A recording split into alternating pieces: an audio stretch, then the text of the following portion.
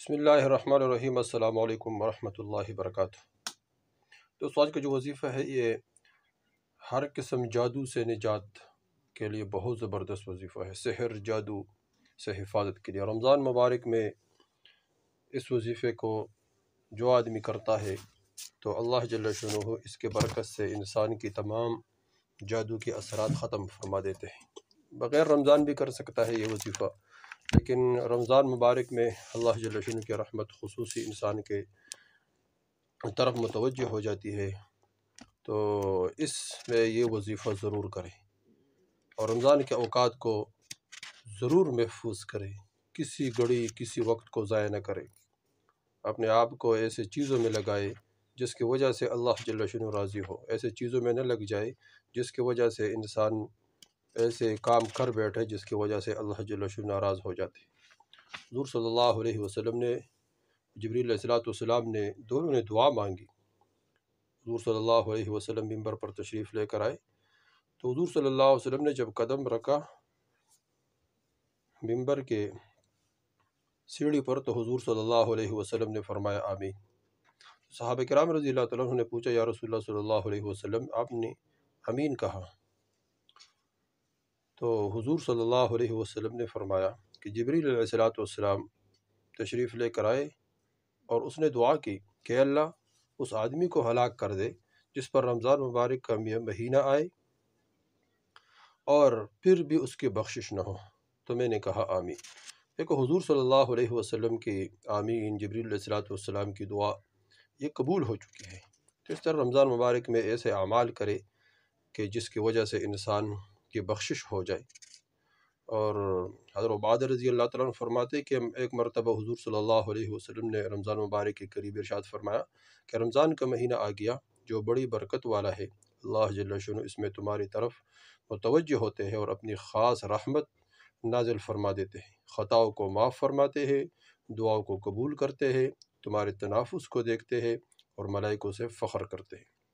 بس اللہ جل شانہ کو اپنی نیکی دکھاؤ، بد نصیب ہے وہ شخص جو اس مہینے میں بھی اللہ جل شانہ کی رحمت سے محروم رہ جائے۔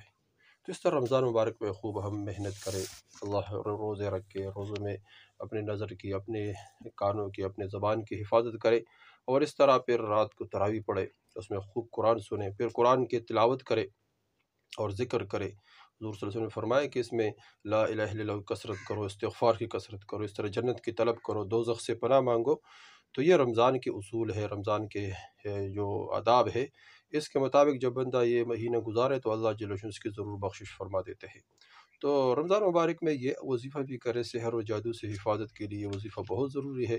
اور انس بن مالک رضی اللہ عنہ سے مروی ہے کہ یہود نے حضور صلی اللہ علیہ وسلم کے اوپر جادو کیا، اور یہود میں وہ لبید نامی ایک آدمی تھا اور اس کے دو بیٹیاں تھیں، اس بیٹیوں نے حضور صلی اللہ علیہ وسلم پر جادو کیا۔ تو یہود نے حضور صلی اللہ علیہ وسلم کو تکلیف میں مبتلا کے لیے جادو کر دیا۔ حضرت انس بن مالک رضی اللہ فرماتے جس سے آپ صلی اللہ علیہ وسلم کو سخت تکلیف پہنچی۔ چنانچہ جبریل علیہ السلام معوذتین سورہ فلق اور سورہ ناس لے کر تشریف لے کر آئے، اور یہ دعا سحر اور جادو کے اثر کو دور کرنے کے لیے پیش کی کہ یہ دعا پڑھو۔ اور وہ جو مشہور واقعہ ہے کہ دو فرشتے آئے حضور صلی اللہ علیہ وسلم کے سرانے، کھڑے ہو گئے، حضور صلی اللہ علیہ وسلم بے ہوش تھے اس وقت۔ ایک نے دوسرے سے کہا کیا ہوا؟ اس نے کہا کہ اس آدمی کو، اس حضور صلی اللہ علیہ وسلم کو جادو ہو چکا ہے۔ کس نے کیا؟ اس نے کہا لبید کی بیٹیوں نے کی۔ کہاں ہے؟ کہتے کنواں میں ہے۔ جب وہاں صحابہ کرام میں پہنچ گئے تو فرمایا کہ وہاں ایک درخت تھا جو سوکھ گیا تھا اور کنویں کے جو پانی تھے وہ کالے ہو چکے تھے۔ تو فرمایا کہ کیا کریں؟ فرمایا کہ یہ کرو کہ اس جادو کے جو اثر کو ختم کرنے کے لیے وہ جادو کی چیز کو لے کر آئے جس پر جادو کے اس پہ گرے تھے، اور یہ اعوذ باللہ من الشیطان الرجیم پڑھے، اور پھر فرمایا کہ یہ کہے قل اعوذ برب الفلق، ایک گرہ کھول دیا، قل اعوذ برب الفلق من شر ما خلق، اس طرح ایک ایک آیات پڑھتے رہے اور گرے کھولتے رہے۔